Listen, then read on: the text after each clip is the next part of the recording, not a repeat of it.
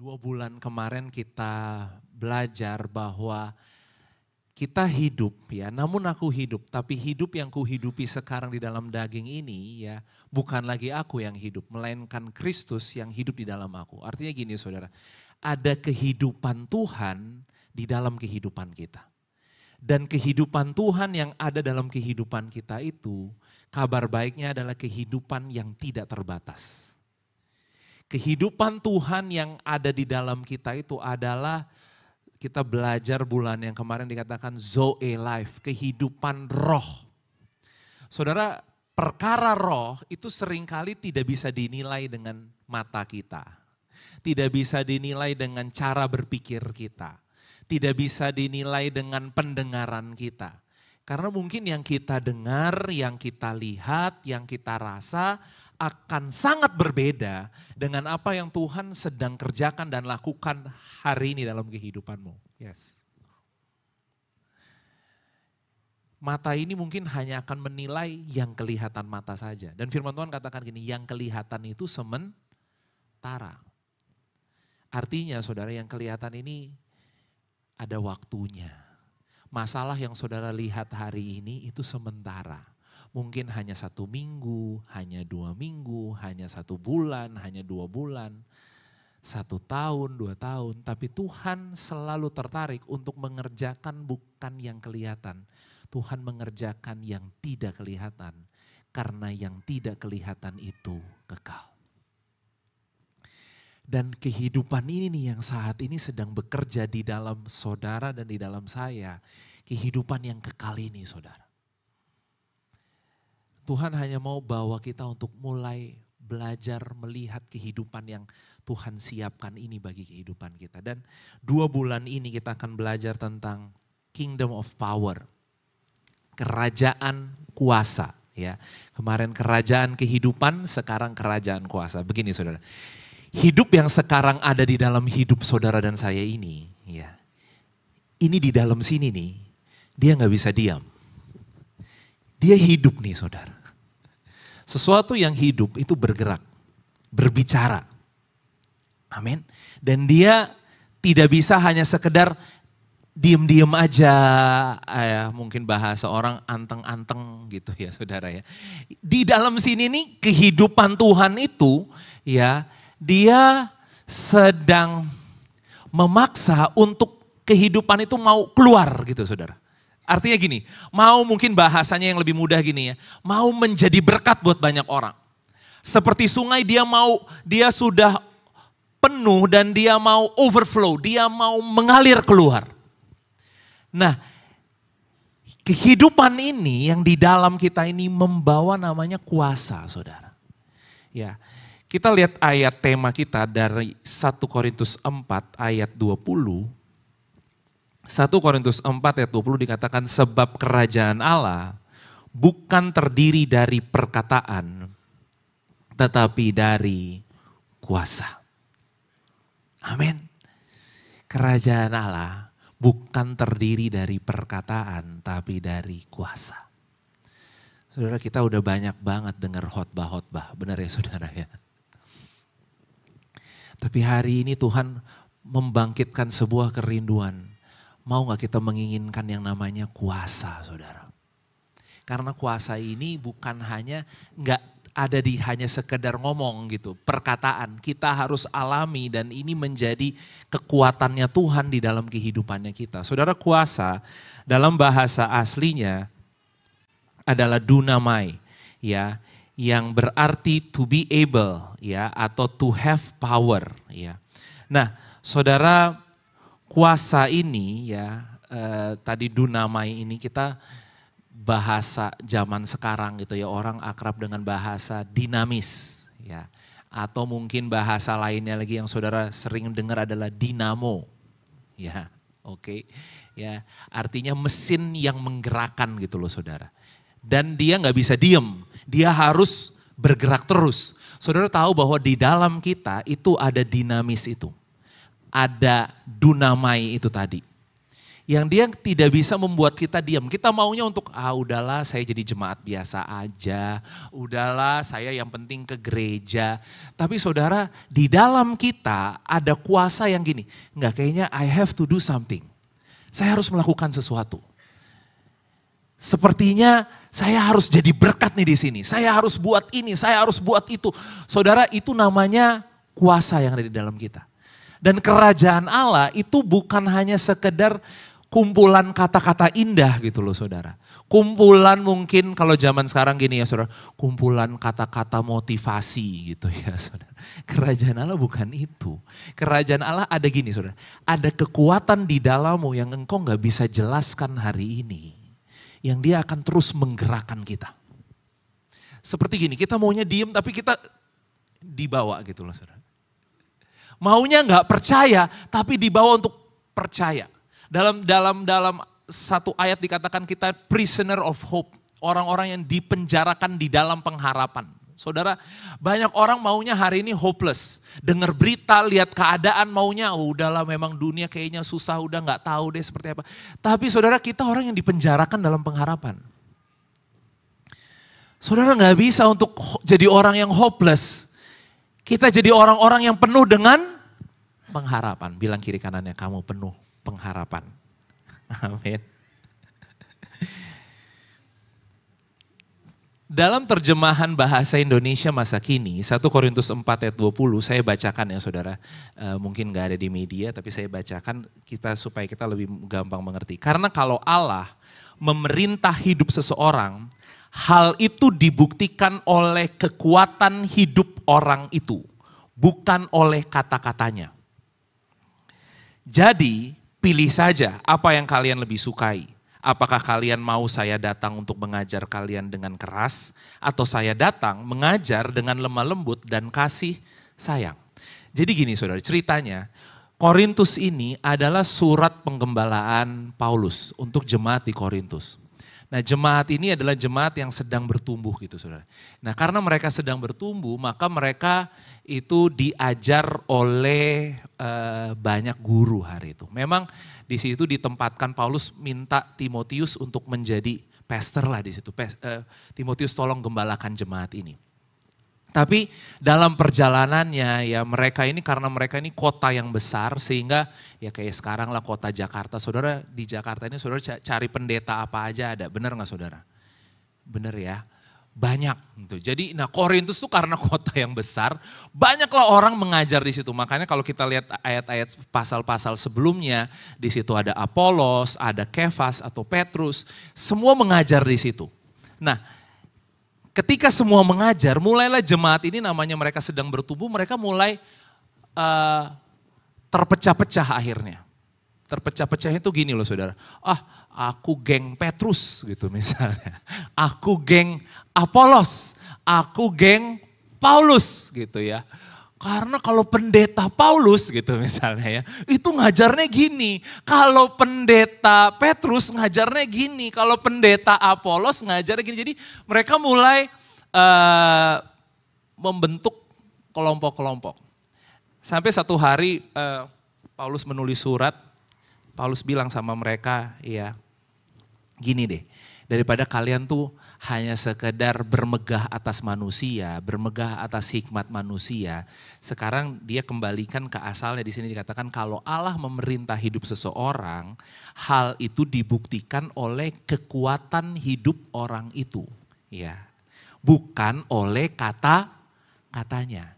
Jadi dengan kata lain Paulus bilang gini, ya jangan yang kamu lihat khotbahnya gitu ya. Tapi yang kamu lihat kekuatan gini, karena ada kuasa yang bekerja. Karena kerajaan Allah bukan hanya ngomongin kata-kata yang bagus, kata-kata yang berhikmat. Saudara, kerajaan Allah ngomongin ketika kita lewatin kehidupan ini kita punya kekuatan. Kita punya kuasa gitu loh. Amin. Dan di sini dia bilang gini, jadi pilih aja apa yang kalian lebih suka ya. Apakah kalian mau saya datang untuk mengajar kalian dengan keras? Berarti mungkin ada yang lain ngajarnya keras gitu ya saudara ya.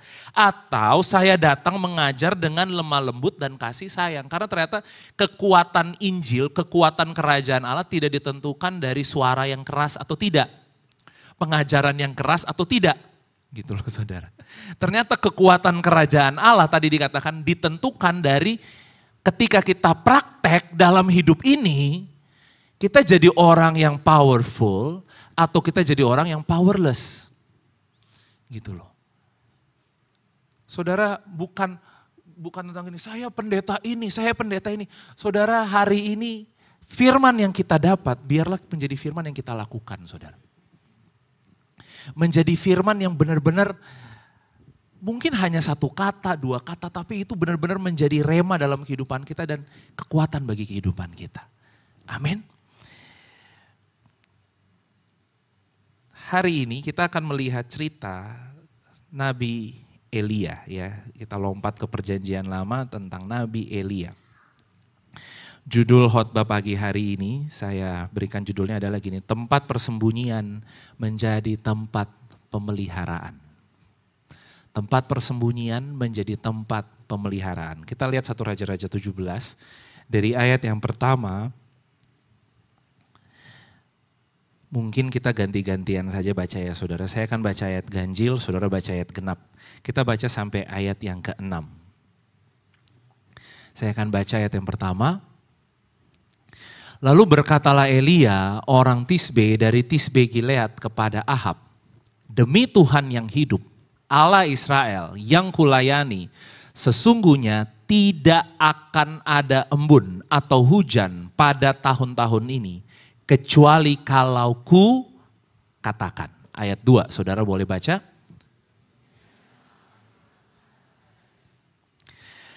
Pergilah dari sini, berjalanlah ke timur, dan bersembunyilah di tepi sungai Kerit, di sebelah timur sungai Yordan. Ayat 4.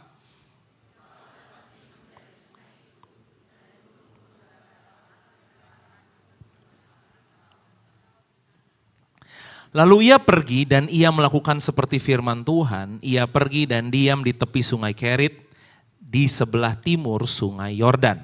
Ayat 6.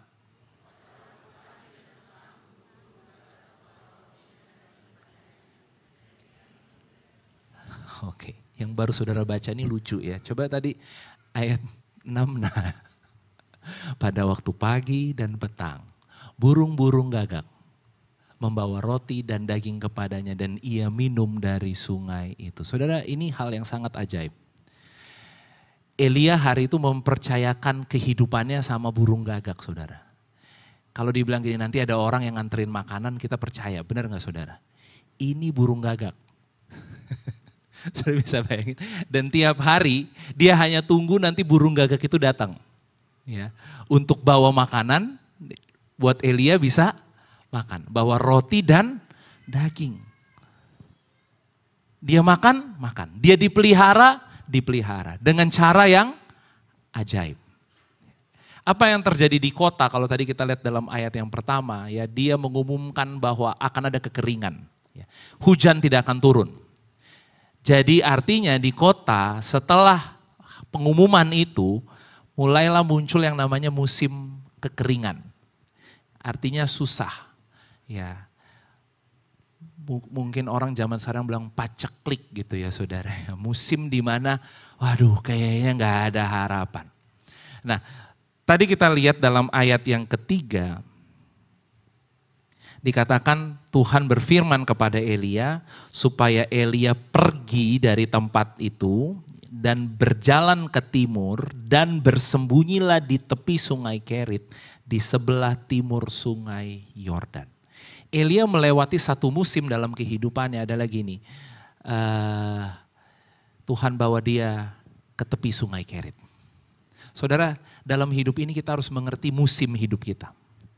Dan setiap musim itu gak akan sama saudara.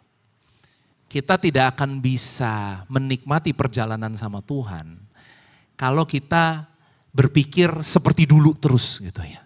Wah dulu kayak gini, dulu saya bisa seperti ini, dulu saudara. Masalahnya berjalan sama Tuhan musim itu beda-beda terus saudara. Tuhan akan bawa kita berganti musim dan di sini dibilang gini, pergi dari sini berjalan ke timur, disuruh apa? Berarti ini adalah musim untuk Elia dikatakan bersembunyi. Kamu ngumpet ya. Saudara, pikiran kita secara normal, kalau ngumpet, bersembunyi berarti kan ada musuh, benar ya saudara ya. Berarti kalau bersembunyi itu dia sedang dalam pelarian gitu loh. Sehingga sembunyi. Ada yang di sini pernah ngumpet? Saya berdoa di sini nggak ada yang ngumpet ya. Jemaat Fatmawati semua show up gitu ya. Pokoknya ada masalah juga show up. Kepala terangkat, bukan kepala tertunduk gitu ya. Amin. Coba kita biar agak santai pagi ini ya saudara ya. Coba lihat kiri kanannya kasih senyum gitu. Nah, show up kan teman saudara yang di kiri kanan. Nggak yang masalah terus mukanya jadi kayak banyak masalah banget gitu ya. Orang nggak berani deketin saudara. Kenapa? Lagi banyak masalah kayaknya. Mukanya serem gitu ya. Saudara, kita harus tidak bersembunyi. Amin. Ya, saya ngalamin bersembunyi ya cuma sama anak-anak saya. Anak-anak saya tuh lagi seneng main tak umpet gitu loh saudara. Kadang-kadang saya sembunyinya bukan yang sembunyi beneran, serius gitu. Kalau saya sembunyi serius, ya mereka nggak bisa dapetin saya gitu kan. Jadi saya sembunyi di tempat-tempat yang pasti mereka bisa lihat gitu ya. Nah itulah tentang bersembunyi. Nah hari ini kita mau belajar tentang tempat persembunyian ini nih saudara. Kenapa? Karena gini, Tuhan akan mengubah tempat persembunyianmu menjadi tempat di mana Tuhan akan memelihara kehidupanmu. Amin. Tempat yang buat manusia menjadi tempat berlari, tempat di mana mungkin ya kita mau tinggalkan masalah kita sepertinya kayak sudah capek dengan, ya saya nggak bilang capek dengan hidup gitu ya, saudara, capek dengan masalah kali ya gitu ya. Jangan capek dengan hidup ya saudara ya. Oke, kayak aduh masalah nih nggak habis-habis gitu ya. Saudara, kita kan kadang-kadang perlu untuk kayak lari gitu, maunya berlari. Tapi gini, kita berpikir kita berlari. Tapi gini, ketika kita berpikir kita berlari, Tuhan sedang berpikir hal yang berbeda. Tuhan berpikir di tempat itulah Tuhan mau banyak memberikan pemeliharaannya, banyak memberikan kebaikannya, banyak memberikan berkatnya di dalam kehidupanmu. Tuhan rindu untuk Dia menjadi satu-satunya tempat kita mengadu, tempat kita berlari, tempat kita mencari pertolongan. Saudara, kita melihat dari cerita ini Elia bersembunyi dan dia hidup di dalam pemeliharaan Tuhan. Yesus hari itu ketika dikatakan dia mau bersembunyi, saudara, Yesus ketika dia bersembunyi bukan bersembunyi dari masalah, tapi Yesus bersembunyi untuk menyingkir dari semua kesibukan, dari semua kebisingan, dari mungkin dia hari itu dicari-cari orang hari itu nggak bisa lihat Yesus gitu ya. Langsung ribuan orang datang gitu ya. Dicari-cari orang, ya mungkin bersembunyi dari pelayanannya dan ini. Apa yang dia lakukan ini saudara? Bersembunyi untuk ada bersama-sama dengan Bapanya dia. Hanya berdua dengan Bapa. Makanya di dalam Alkitab dikatakan pagi-pagi benar. Ya, dia pergi dan dia hanya berdua dengan Bapanya. Saudara, hari ini bersembunyi yang kita maksud mungkin tadi. Kita capek dengan masalah, kita capek dengan mungkin keadaan, capek dengan mungkin kita mengalami sakit atau mungkin kita mengalami kesusahan. Tapi gini, bersembunyi menurut Tuhan adalah ketika hari ini kita mau meninggalkan semuanya dan kita mau hanya mencari Dia, saudara. Firman yang mungkin sederhana pagi hari ini tapi gini saudara. Tuhan akan berikan saudara kuasa hari ini. Engkau akan mengalami kuasa. Tapi kuasa itu akan kau alami ketika hari-hari ini engkau mau untuk bersembunyi bersama dengan Tuhan.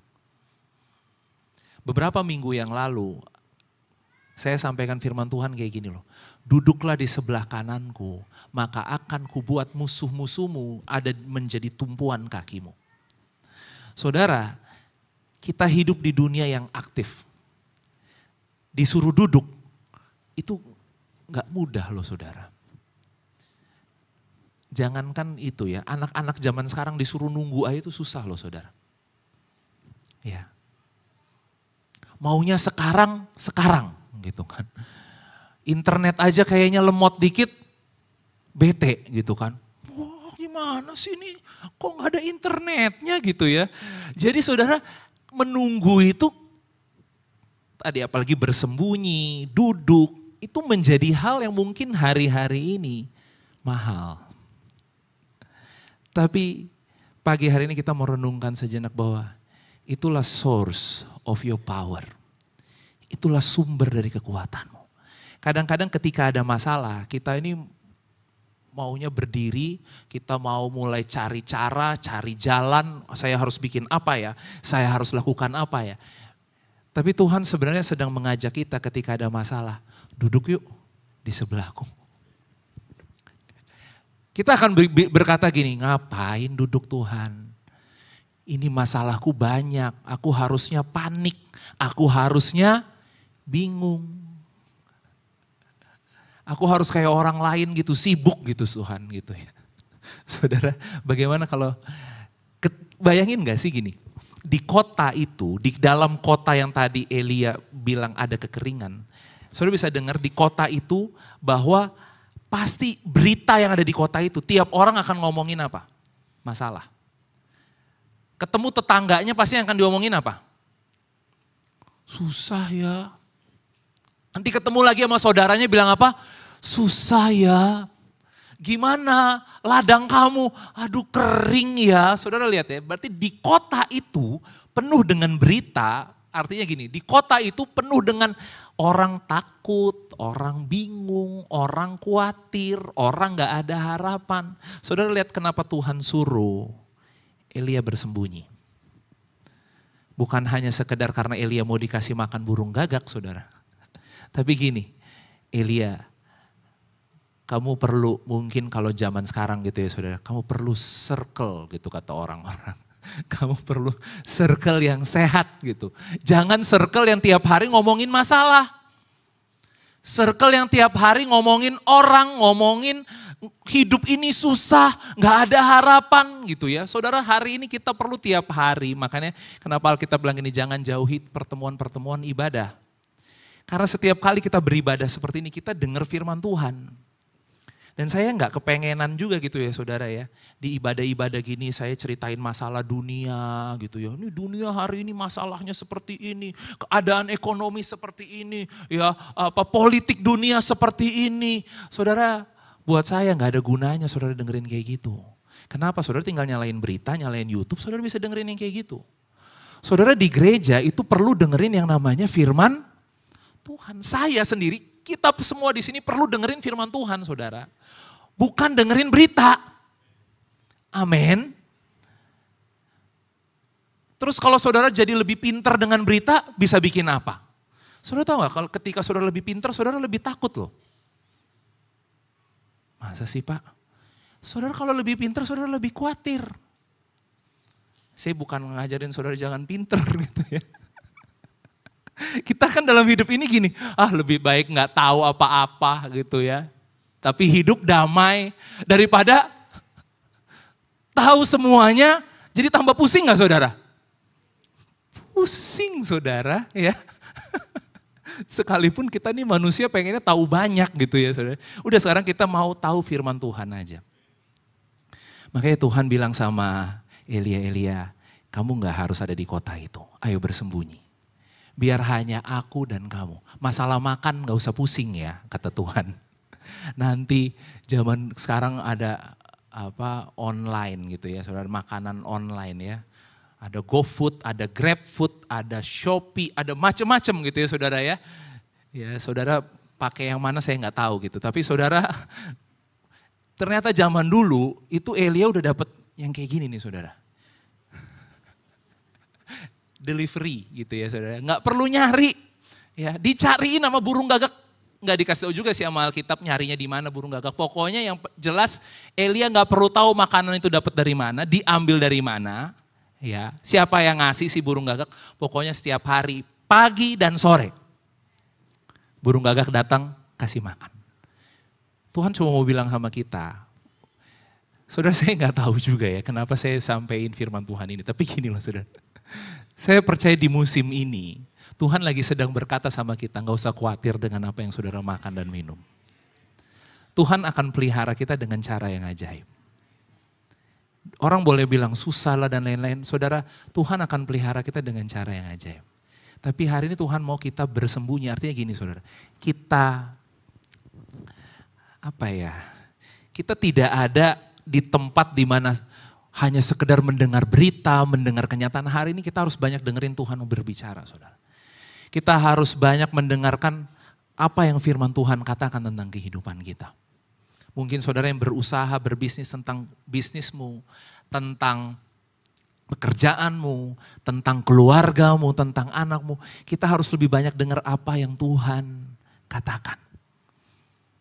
Ingat ketika Marta dan Maria saudara. Marta marah karena kok Maria dibiarin aja diem-diem gitu. Ya, karena harusnya kan kalau ada tamu tuh sibuk gitu ya. Harusnya yang rohani tuh sibuk. Waduh, ini tiba-tiba ada bahasa gini saudara. Yang rohani tuh harusnya sibuk saudara. Tapi Tuhan balik loh pengertiannya Marta. Yang rohani itu bukan yang sibuk ternyata. Waduh. Ini kalau saya ketemu sama pendeta-pendeta lain gitu ya. Pasti yang diomongin gini ya. Hari Minggu kamu khotbahnya berapa kali gitu ya. Kamu pelayanan di mana aja gitu ya saudara. Nih dan ukurannya gini. Semakin sibuk semakin dipakai Tuhan. Gitu ya saudara ya, bener ya. Semakin sibuk, semakin wah kamu rohani banget, kamu hebat. Saudara Tuhan balik loh pengertiannya, Tuhan bilang gini, Maria mengambil bagian yang terbaik. Yang tidak akan pernah diambil daripadanya. Jadi hari ini mungkin kita harus think twice gitu ya, berpikir 2 kali tentang kesibukan kita. Apakah kita hanya sibuk seperti Marta yang Tuhan katakan kamu khawatir. Jadi sibuknya itu karena khawatir gitu saudara. Dan menyibukkan diri dengan banyak perkara. Biarlah kita mengambil tempat seperti Elia hari ini. Kita lihat Mazmur 32 ayat 7. Mazmur 32 ayat 7. Dikatakan engkaulah persembunyian bagiku. Terhadap kesesakan engkau menjaga aku. Engkau mengelilingi aku. Sehingga aku luput dan bersorak. Engkaulah persembunyian bagiku.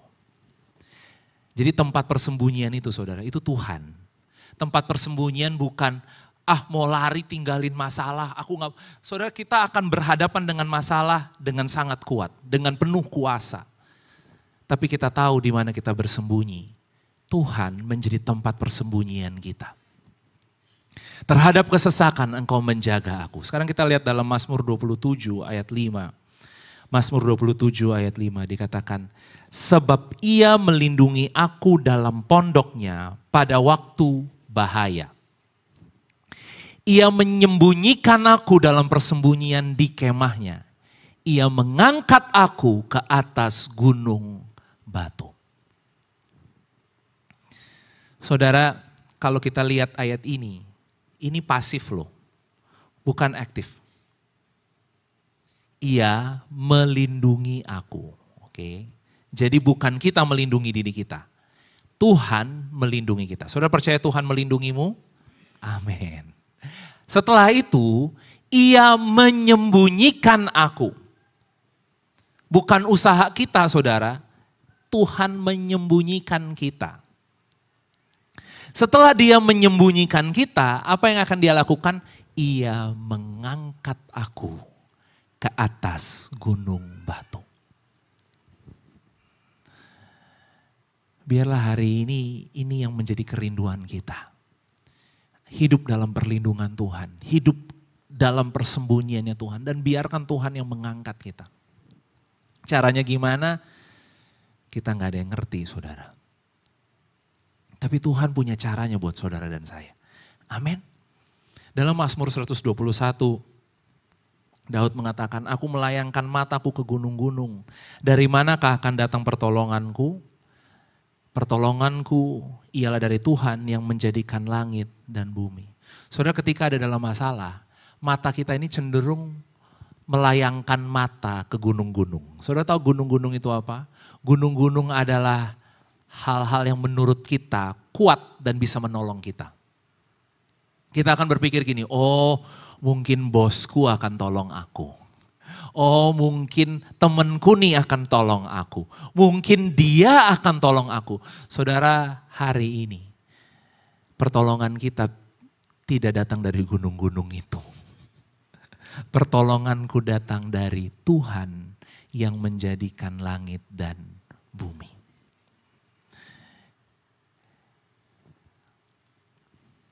Menyadari hal ini saudara, inilah kekuatan. Inilah kuasa untuk kita melewati kehidupan kita. Tuhan akan berikan kita kekuatan yang melimpah-limpah. Amin. Ayat yang terakhir kita lihat di dalam Filipi 4 ayat 13. Nah ini ayat emas ya, ayat hafalannya orang Kristen. Oke, Filipi 4 ayat 13.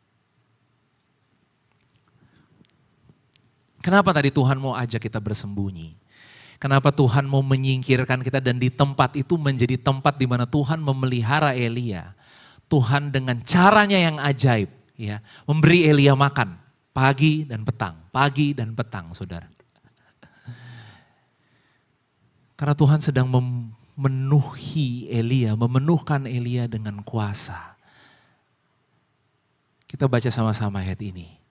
Sehingga kita bisa mengatakan ini saudara, segala perkara dapat kutanggung di dalam Dia yang memberi kekuatan kepadaku. Mari kita bangkit berdiri bersama-sama.